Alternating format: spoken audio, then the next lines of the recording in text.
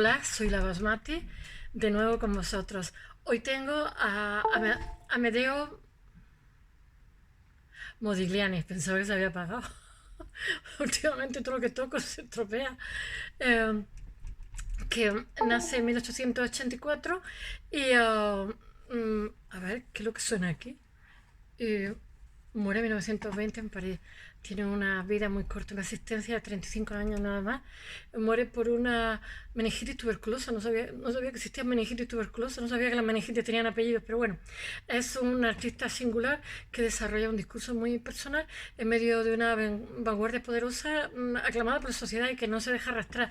Él tiene un discurso propio cuando llega a París, que muy jovencito, con 28 años, lleva toda una vida de formación y bueno, de formación histórica, y entonces claro que le influyen, pero le influyen para forjarse más en lo que era su discurso, pero esto provoca un problema porque ya sabéis que en historia siempre hay como digamos los discursos oficiales, que muchas veces todo parecido con la realidad es mera coincidencia, ¿no? Y claro, este señor al vivir, al ser vecino de Picasso, tratarse con toda la vanguardia y no tener nada que ver con ellos, pues ¿dónde se le mete? Entonces lo pusieron en la escuela de París, que era una especie de cajón de desastre, y es como no sabemos dónde meterlo, pues lo metemos ahí, ¿vale? En fin, el tiempo le ha hecho justicia y ya sabéis que sobrevivirá el tiempo de las cosas más complicadas que hay en arte y en cualquier otra cosa, pero él justamente ha sobrevivido y ha sobrevivido muy bien. Me parece que una de sus obras alcanzó, sus obras son cotizadísimas. Alcanzó en una de las subastas, no sé si 170 millones de euros para ¿cómo se llama? Un multimillonario chino. Después sus cabezas, todo barbaridades, pasan de los 100 millones de dólares, ¿cómo se dice? Americanos, o los millones de euros. Es una barbaridad. Solamente por debajo de los girasoles de Leonardo o de Picasso han sido estos precios. Es un pintor muy cotizado, pero en vida pasó muchísimas penurias, pasó muchísimas miserias. Su vida fue un calvario terrible, pero a pesar de eso, él no se desinfló. Él siguió y siguió y siguió y luchaba contra corriente, pero él no entendía por qué otros triunfaban que eran inferiores a él y él seguía en el mismo sitio. Eso le amargaba muchísimo. Bueno, estoy aquí encima del sillón. La cámara está encima de donde los gatos. ¿Habéis visto esos juegos de los gatos? Que pues ahí pongo la cámara y me siento encima del sillón como un pollo. Os voy a contar su existencia. Hoy, lo mismo que ayer conté Dalí desde la objetividad, hoy voy a contar a Amedeo Modigliani desde la subjetividad. A ver qué tal me sale el churro. Porque, mirad, aunque parezca curioso, cuando tenemos que contar algo, tenemos que sistematizar. Y claro, es más fácil sistematizar, decir, nacido en tal día, fue al colegio en tal fecha, se peleó con su padre, no sé qué, no sé cuánto, que contar y decir, tiene influencia al principio de Toulouse-Lautrec, pero después la influencia en la figura africana de Picasso, o el arte egipcio, los kuroi, porque a fin de cuentas son hipótesis, ¿no? O sea, y es más difícil de sistematizar. Bueno, pues hoy va de esa historia. Si os parece aburrido, me lo decís, por favor. Porque yo misma decía, no sé si esto va a ser interesante, pero es que, ¿sabéis lo que pasa? Este señor fue un don Juan Tenorio, se tiró a Dios y su madre, qué ordinaria. Entonces, claro, si os tengo que contar su vida desde esa perspectiva, desde lo que bebió, se enrolló con mujeres y cosas así, como que... ¿Qué os estoy contando de arte? Que sí, vale, que es muy importante, que también influye en todo lo que hace, etcétera, etcétera, todo lo que dé la gana, pero eso es una especie de crónica rosa, ¿no? Y yo lo que quiero hablar es de arte, o sea, que si queréis luego os leéis los cotillas, bueno, algunos contaré, no me puedo resistir. Bueno, vamos a ver. He dicho que se muere con 35 años, que su existencia es corta. Él es un judío sefardí. Su madre es una judía sefardí que proviene de la familia de Espinosa, que son gente muy intelectual. Ella es una políglota, es más inteligente que el padre y además es muy liberal, etcétera. El padre se larga, en un momento dado la deja con 4 niños pequeños, pero ella sale adelante.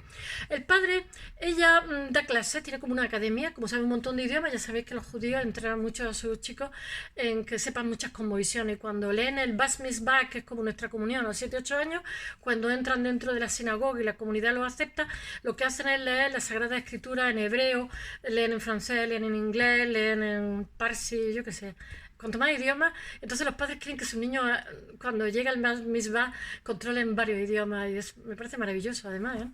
Bueno, eso le ha permitido sobrevivir. Livorno ya sabéis que es un puerto y siempre hubo muchos sefardíes allí. Supongo que, de hecho, la familia de ella son gente que, como banqueros, tienen exportan, importan, prestan dinero y tal, pero el padre no sabía prestar dinero, al final pidió dinero al prestado, entonces resulta que la madre estaba embarazada de uno de los críos y entonces en Italia hay una ley por la cual si te van a despojar de todos tus bienes, todo lo que puedas poner en la cama de la embarazada no te lo quitan, entonces a la pobre embarazada la metieron en la cama y le pusieron cosas encima, joyas, bienes, etcétera, etcétera, y gracias a eso sus padres se pudieron instalar con los 4 niños, ya había nacido ya el pequeñito, en una casa un poco más modesta, pero pudieron sobrevivir. Yo no sabía que había una ley tan peculiar, todo lo que quepa en la cama de la embarazada, si vas a despojarla de todos sus bienes, si no lo hubieran dejado con lo puesto. Bueno, este chico, el padre lo abandona y entonces la madre lo educa, la madre ya he dicho que tiene como... La madre, ya sabéis que es familia de Espinosa, de... Brook, no me acuerdo cómo se llamaba Espinosa de nombre, Moruk o Bobruk, algo así. Ya sabéis que los 3 racionalistas son Descartes, Spinoza y Leipzig, o Leibniz, lo he dicho mal. Ay, mis conocimientos filosóficos. Bueno, prosigamos. Vamos a ver, Amedeo Modigliani es como un perfil tópico de lo que tiene que ser un bohemio, ¿no? Vive en un cuartucho cutre, mal come, bebe un montón, se enrolla con montones de mujeres, pero es un apasionado del arte y todo lo que hace es maravilloso. Entonces, ¿cómo imagináis un bohemio? Como el perfil, pues él tiene el perfil 100% y además tiene una muerte trágica con el suicidio de su mujer, embarazada a punto de dar a luz, una cosa tremenda, tremenda, es como un drama. Y además de eso, en vida casi ni vende, pasa toda la hambruna de la vida y por haber, y después sus cuadros son los más cotizados, como he dicho. Bueno, a ver si lo cuento. Su existencia es corta, pero no su producción artística. Sabéis que durante 4 años Brancusi lo anima a que haga escultura. Él ya ha hecho escultura en Venecia. Él cuando llega a París ya tiene una formación artística ya consolidada, porque su madre se ha preocupado desde que es pequeñito, él tiene vocación de dibujar, pintar, etcétera, de ponerlo en montones de academias, pero como es un niño que tiene tifus y luego tiene tisis, pues ¿qué pasa? La madre lo manda al sur, a Palermo, a Nápoles, a toda una serie de sitios porque hace buena temperatura. Le manda un dinerito y él durante muchos años, bueno, durante muchos años no, pero casi su adolescencia y tal, la pasa dibujando, pintando, de tal forma que cuando emigra a París con 22 años, ya es un artista muy que se ha fraguado, que tiene ya una trayectoria hecha, por decirlo de alguna forma, pero todavía le falta una vuelta de tuerca, por decirlo de alguna forma. Bueno, venga, empiezo ya, que si no, va a París en 1906 con 22 años. Ya sabéis que es cuando está toda la vanguardia histórica allí explotando, el cubismo, etcétera, etcétera. Su obra despunta en 1909 y concluye con una prematura muerte en 1920. Ya sabéis, los locos 20. Pero entre medio hay una época intensa de trabajo. De hecho, después de... esto es un asiento lo que voy a decir. Después de estar con Brancusi, porque Brancusi lo anima a que haga escultura y hace unas cabezas maravillosas. Bueno, pues... sus cabezas están ahora mismo en el MoMA. Son tallas que tienen mucho que ver con Egipto y con África.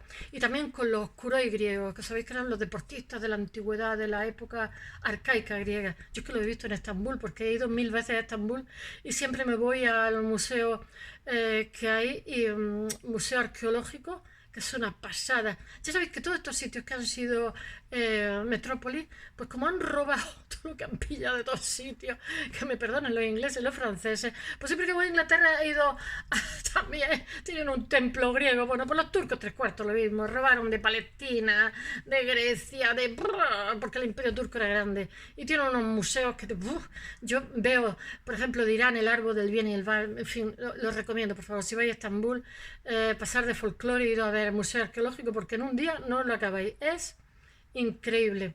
Tiene caballos alados de estos persas, Sur, Nínive, bueno, a 2 manos han robado aquí los amigos, tablillas, miles. Ay, sigo con Amedeo Modigliani. Bueno, los testimonios hablan de un joven sensible, muy atractivo, ensimismado, y además vestía muy bien, era un italiano así seductor, pero un canalla con las mujeres, que para qué, y bueno, un borrachuzo, que para qué. Ya sabéis, la gente que bebe, cuando están sobrias son una cosa y cuando beben son unos majaras de mucho cuidado.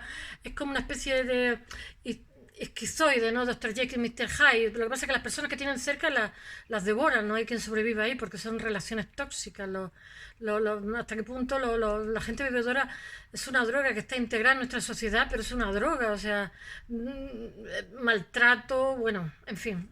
A lo que vamos.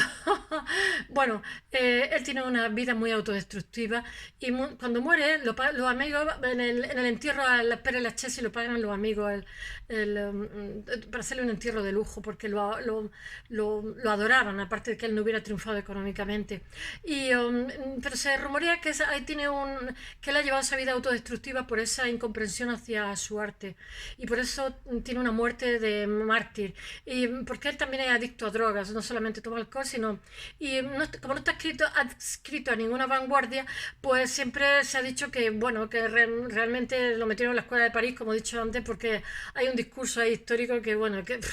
siempre hay que renovarlo porque es que, bueno, con la sensibilidad de cada época, porque es que se quedan arcaicos. Bueno, pero él es un grandísimo lector y se fotografía más con escritores que con artistas plásticos. Él adora Baudelaire, ya sabéis, Flor del Mal, Dante, Danuccio, el Conde de Lautremont y Nietzsche, sobre todo Nietzsche, es un buen lector. Y bueno, a todos los lee en su lengua original. Es un tísico que aumenta en París por la cantidad y la calidad de sus venenos. ¿Qué os voy a decir?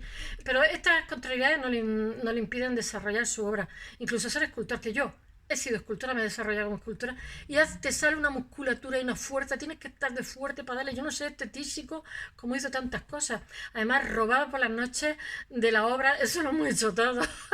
Tengo un compañero que robó toda una verja que era de hierro macizo, la iba robando, estaba un poco abandonado y hizo una escultura preciosa. Todos robábamos de todo, por favor. Al principio me daba corte, pero después vi que era tan fácil que dije, bueno, la verdad es que yo robaba una piedra que había que robarla y llevársela, dos cosas, no os creáis. Pero, en fin, en la obra no se enteran, un saquito de esto, un saquito de lo otro, en fin, no me hagáis caso.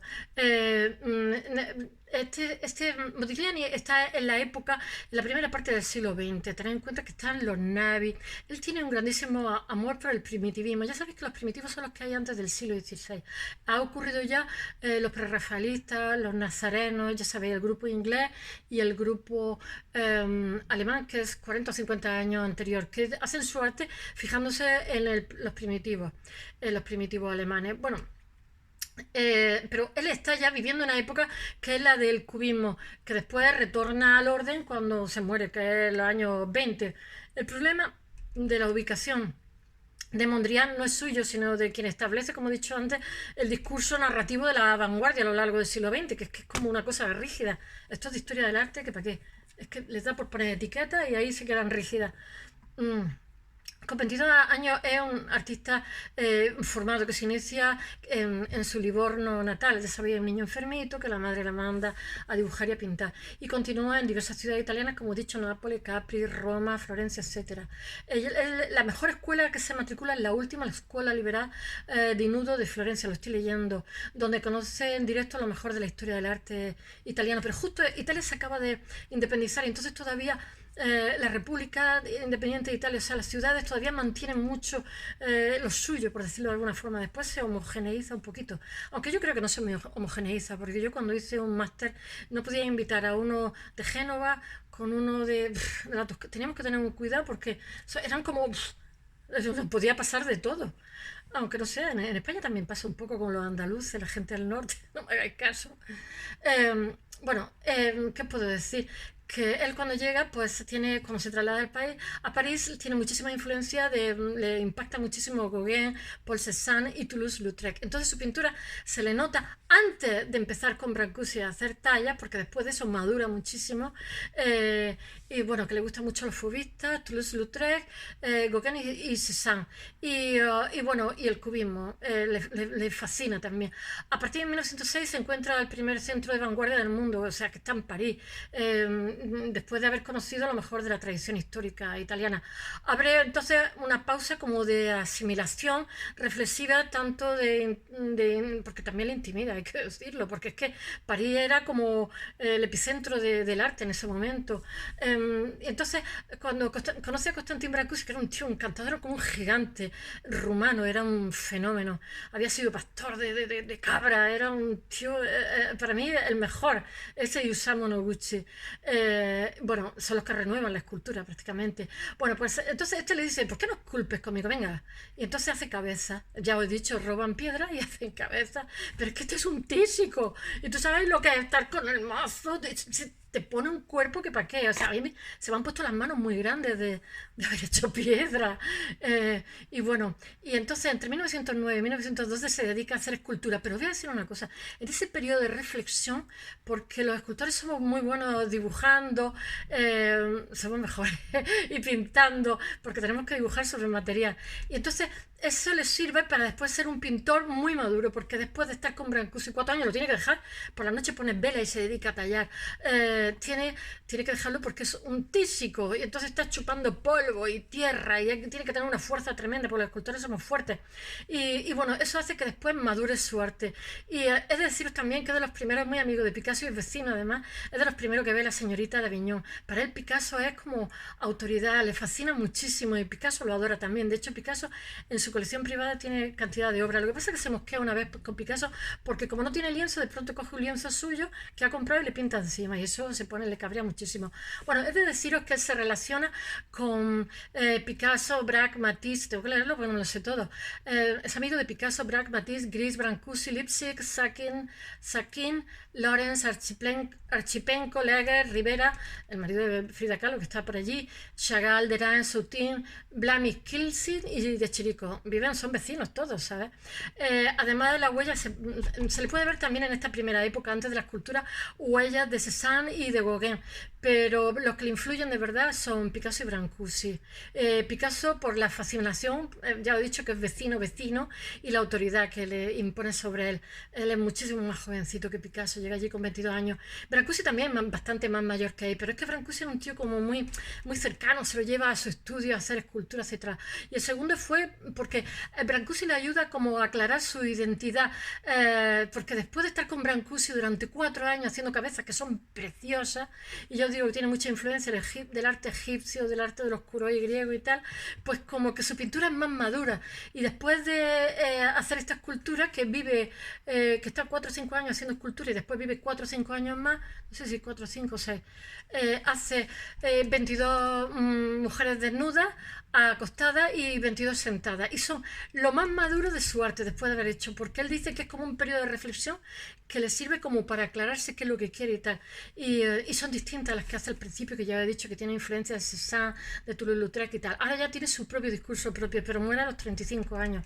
Tiene ya un discurso más personal. Cuando se revisan los trabajos anteriores se ve, como he dicho, la huella de Picasso, Cézanne hasta Ferdinand Holder, pero a partir de 1909 Modigliani muestra ya un discurso más personal. Es la experimentación escultórica la que condiciona ese paso a abandonar de nuevo, abandonar la talla de nuevo, se concentra otra vez en la pintura del dibujo. Y en 1914 es la época más revolucionaria, es la época de plenitud totalmente de este medio, cuando empiezan a multiplicarse los dibujos, las pinturas, y bueno, que también es la época fuerte del cubismo y poscubista, con el momento álgido de convergencia de las transformaciones primitivas del arte africano, asiático. Tener en cuenta que donde él vive, París, también es metrópolis de infinidad de lugares, media África inglesa y la otra media francesa, yo creo que más francesa que inglesa, y también del arte asiático. Tiene muchísima fascinación por el primitivismo, el arte egipcio, las civilizaciones antiguas, a diferencia de Picasso, que a partir de 1910 ya lo mezcla todo esto, esta fascinación por África y por Oceanía, con el conceptual más del cubismo. Y a diferencia de Brancusi, trata de realizar una peculiar síntesis entre el arcaísmo y la estilización clasicista. Modigliani fija su experiencia escultórica en el primer peldaño de ambos. Bueno, he de deciros que voy a dejarlo porque son 19 minutos. Solo deciros que él anula un poco los ojos. La mirada de su Venus, dicen que el cuerpo es intemporal, se renueva, la naturaleza, pero sin embargo hace su figura un poquito melancólica y le anula un poco la mirada, porque miran hacia adentro. Espero que os haya gustado, lo pondré entero en el blog. Es que va a ser un tema muy largo. That's All es precioso y la subida es fascinante, os encantará.